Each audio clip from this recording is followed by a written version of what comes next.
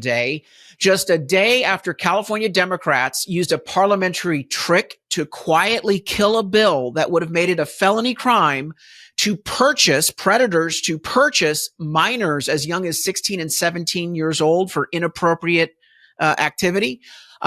California Republicans forced a floor vote to get a list of names of all the Democrat politicians who are in on that absurd, outrageous move. Coming up, I'll tell you what just went down on the state assembly floor and how you can join the fight to hold these Democrats accountable for protecting predator criminals in the state of California at the expense of young minor children.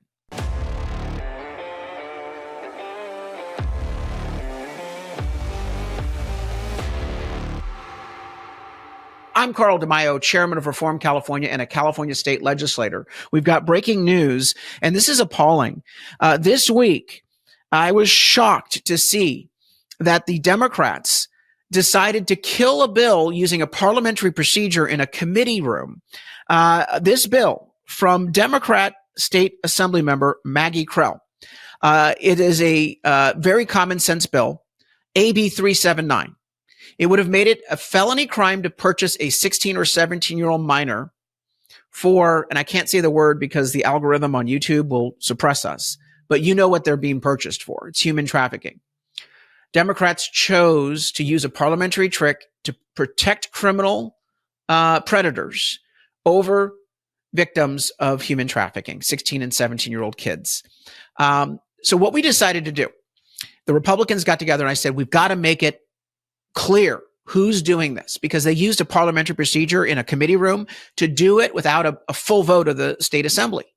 And that way their vulnerable Democrat members who may have a problem in their election, they don't have to pay a price. They don't have to stand before voters and say, oh yeah, I voted against making it a felony crime to traffic young 16 and 17-year-old minors. So we decided to use a number of procedural motions on the assembly floor to force a vote on this issue.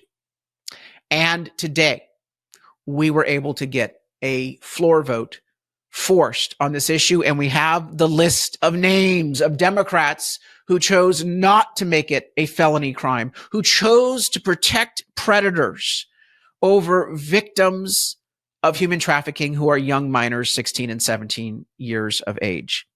This is a sickness. I'm going to play the video from the floor of our efforts to get this vote. And then I'm going to share with you a screenshot of the actual vote. And then we're going to come back and we're going to tell you how you can join the fight to hold these Democrats accountable and punish them and help us pass AB 379 to protect these kids. Watch the video. I cannot believe you just said that this bill does not pay lip service to survivors, because that is the absolute definition of what this offensive bill does. You sit there and you water down the penalties. You're paying lip service to the 16 and 17-year-old victims of sex crimes. I mean, what more does it take for this caucus, the Democrat caucus, to wake up and realize you're on the wrong side of this issue? It is so patently offensive. And why? Because you have an extremist wing of your party that says somehow it is normal to have sex with minors. Let me review the bidding. SB 145 in 2020, signed by Governor Newsom, notwithstanding the theatrics that he has engaged in this week on this bill.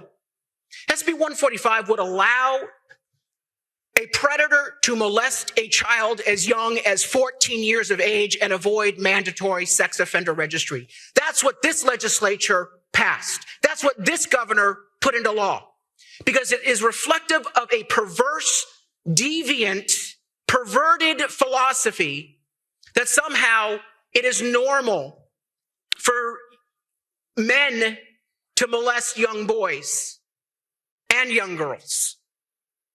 SB 357, which this bill is trying to fix, legalized loitering for the purpose of sex trafficking, sex work, and prostitution. Why? Because somehow it was spun as anti-LGBT to try to enforce laws against sex trafficking. I will tell you, as a gay Republican, it is offensive, and a supermajority of the gay community, they disavow the LGBT caucus, claiming that somehow this bill is anti-gay. It's offensive to use the gay community as window dressing for sex trafficking. That's what's going on here. Make no mistake about it. These are young minors. They are victims of sex trafficking, and this bill would allow predatory behavior to continue without punishment. What this bill does is it does pay lip service because it says a couple words that seem to cover 16 and 17-year-olds, but then it takes away the ability of prosecutors to actually prosecute and punish individuals who purchase 16 and 17-year-olds. That, at the end of the day, is the plain English legal standing of what you're about to do. You're trying to pull a con job over on the California voters. No prosecutor will be satisfied with this language. I doubt Ms. Krell will be satisfied with this language. I'd be surprised if she were. What's more offensive than that is the breakdown of legislative decorum here today. The amendment strips the name of a legislator who has spent a tremendous amount of time, talent, treasure, energy, passion on this bill from a bill that she deserves to have her name on in its original form. It's offensive to do this to this colleague without mentioning the specific colleague's name, apparently, because the amendment actually does change a name on the bill. Look, you can do what you're going to do today, but there are two things that are going to be clear at the end of today. Number one, we're not going to protect 16 and 17-year-olds from predatory sexual violence. 30 seconds. And number two, I don't think the voters are going to fall for this. And I will spend every day working to ensure that. And I think many Californians will work to ensure that. Clerk will open the roll. All those vote who desire to vote. All those vote who desire to vote. All those vote who desire to vote. Clerk will close the roll and tally the votes. Ayes 55, noes 21. The amendments are adopted. It is absolutely important for you to help us out. First, by subscribing to this channel and sharing this video so more and more people know that how their legislator voted. Second, go to the website reformcalifornia.org. We are going to continue to provide updates on Assembly Bill 379 at that site. Sign up at the bottom of the website so you get updates over email. We send out a newsletter every Friday at 9 a.m. Finally, please chip in a contribution of any amount. We plan to use text message and other digital ads into the districts of the Democrats who voted against AB 379. The Democrats who shield these predators, they need to pay a price at the ballot box in the upcoming election. We have to light a fire under them. And I think by lighting a fire under them, we can actually get this bill passed before the next election. But we can't do that without your help. So please go to the website, reformcalifornia.org, and chip in a contribution. We will continue to give you updates. I needed to get the list of names, though. Having the list of names is crucial because these Democrats use parliamentary procedures to shield their most vulnerable members, the ones that are in the target districts, from casting a bad vote.